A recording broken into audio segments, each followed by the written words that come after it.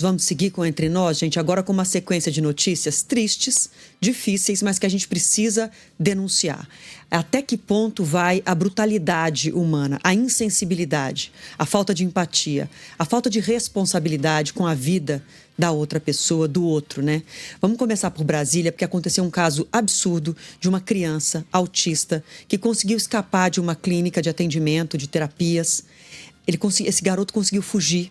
Saiu correndo, chegou a atravessar ruas. E aí, quando ele foi encontrado, as funcionárias, que no caso se tratam de uma psicóloga e uma terapeuta da clínica, uma fisioterapeuta da clínica e a psicóloga, arrastaram esse menino, como se fosse um saco de entulho, um saco de lixo. Ele foi arrastado para ser levado de volta à clínica. A gente tem as imagens, a gente pode colocar um pouquinho das imagens para ilustrar e a gente descreve aqui. Olha só, você já está na tela com a imagem de uma câmera de segurança que mostra exatamente isso, né, Renan? Vamos descrever para o nosso ouvinte que não está acompanhando pela live. Em algum momento esse menino chega a andar, mas aí ele perde as forças da perna ali e se coloca prostrado no chão, e é nesse momento justamente que essas pessoas, se é que a gente pode chamar de profissionais, né, começam a arrastar essa criança pelos corredores, segurando pelos braços, e vão passando por esse longo corredor.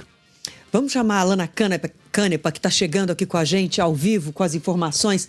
Lana, por favor, o que já se sabe, o que se apurou sobre esse caso, já que o menino devia estar recebendo tratamento, terapia, auxílio, e recebeu esse tipo de tratamento como se fosse um saco de lixo.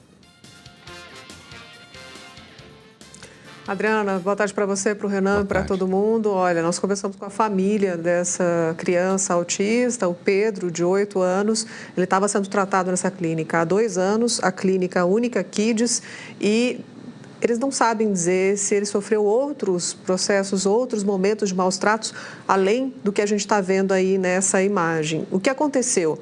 Uma mãe, colega, ligou para a Heloísa, que é a mãe do Pedro, e falou: olha, aconteceu isso hoje. Não foi a clínica que avisou os pais, foi uma outra pessoa que também tem um filho em tratamento lá.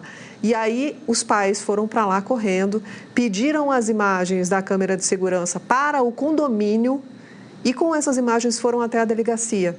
O delegado que viu as imagens imediatamente foi até a clínica Única Kids e prendeu em flagrante a psicóloga e a fisioterapeuta. Elas pagaram fiança de R$3 mil e foram liberadas.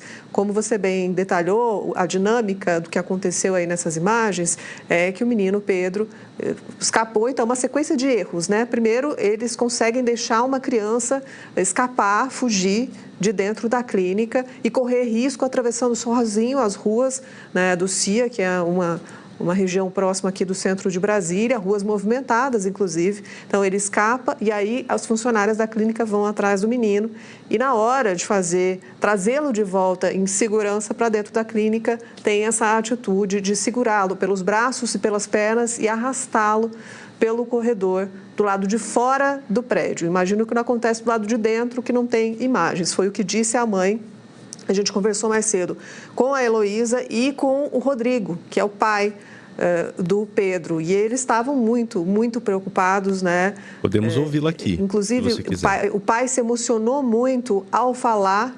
Sim, vamos nessa. Vamos ouvir a Heloísa. Eu só ia comentar que o pai também se emocionou muito ao falar que o Pedro, quando os pais ficaram sabendo do assunto, ele achou que a culpa era dele. Porque ele tinha saído da clínica, não sabemos o que foi dito para ele. Então, ele ficou muito chateado e pedindo desculpas por essa cena, como se a culpa tivesse sido dele. Vamos ouvir o que disse a mãe do Pedro, a Heloísa. Meu filho, que era para estar num lugar para ser bem tratado, bem cuidado, recebeu o devido tratamento, né, que ele precisa, e estava sendo maltratado por pessoas que não tem capacidade nenhuma de lidar com nenhum tipo de criança, e muito menos com uma criança autista. Bom, Lana, quando a gente escuta esses relatos... De novo. Quando a gente escuta esses relatos e esse detalhe que você trouxe do pai, dizer como que esse menino chegou em casa depois de ter sido arrastado por uma psicóloga e uma fisioterapeuta, além de tudo, além da tortura física, tem os sinais claros da tortura psicológica, porque arrastaram o menino, deixaram o menino fugir, como você disse, a primeira falha.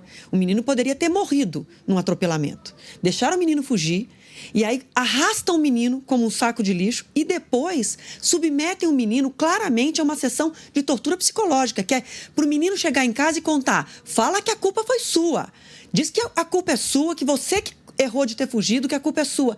E aí um outro detalhe que me chamou a atenção na entrevista da mãe é que na delegacia, quando foram presas e depois liberadas por pagar fiança, elas disseram que enquanto o menino estava sendo arrastado, ele estava sorrindo, tentando justificar que isso parecia uma brincadeira, que é óbvio que é descaradamente, é uma covardia e é um absurdo para tentar justificar um erro gravíssimo. Não, mas ele estava rindo.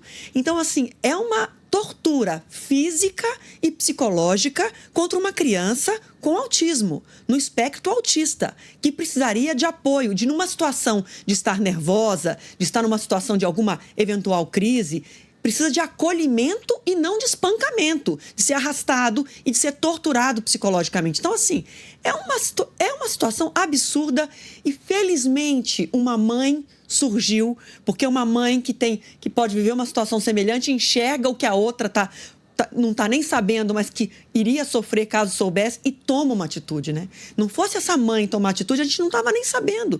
E a mãe do Pedro iria continuar achando que estava deixando ele em boas mãos, sendo bem tratado numa clínica que deveria tratá-lo bem. É absurdo.